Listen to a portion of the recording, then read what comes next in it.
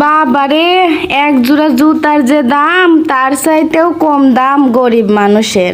আসসালামু আলাইকুম বন্ধুরা। আগের দিন একটা বাসায় দেখি টুলেট লাগাইনে।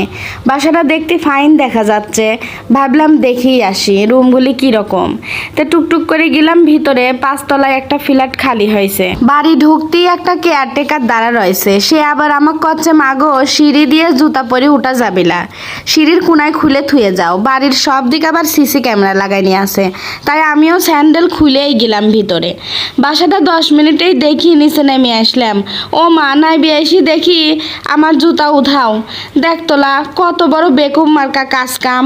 এখন কি পরি বাড়ির যাবো আমি? এর মধ্যে উপরের তেন একটা 8-10 বছরের সেরি নিচে নেমে আসতেছে।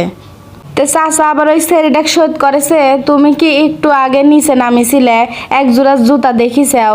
তো সেরি কইলো যে না, আমি দেখি নাই। এই কথা কয়ে সেরি চলে গেছে উপরে তার বাসায়। চাচা তখন বাড়িওয়ালার ঘরে যায় সিসি ক্যামেরায় দেখে আসলে কিরা জানি স্যান্ডেল জোড়া সিঁড়ির আরেক পাশে আইডি মাইরি ফেলা দিছে।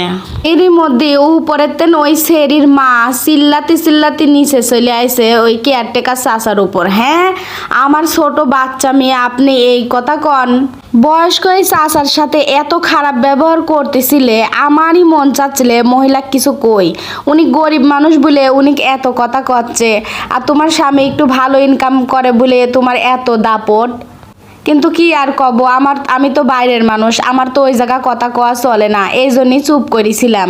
তাই বাড়িতে এসে ভাবলাম তোমার সাথে কথাটা শেয়ার করি।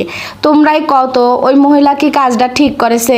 ওই কেয়ারটেকার চাচা তো ওরেই খেয়াল রাখে, ওই বাসার দেখাশোনা করে, কাজটা কি ঠিক করেছে?